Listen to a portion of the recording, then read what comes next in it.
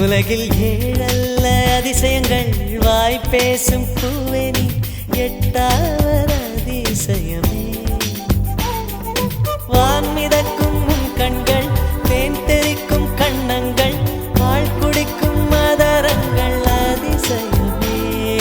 நங்கை கொண்ட விரல்கள் அதிசயமே. நகம் என்ற கிரீடம் அதிசயமே. அசையும் வளைவுகள் அதிசயமே. கல் தோன்றி மண் தோன்றி கடல் தோன்றும் முன்னாலே உண்டான காதல் அதிசயம். 16 வயதான பருவத்தில் எல்லோருக்கும் படர்கின்ற காதல் அதிசயம்.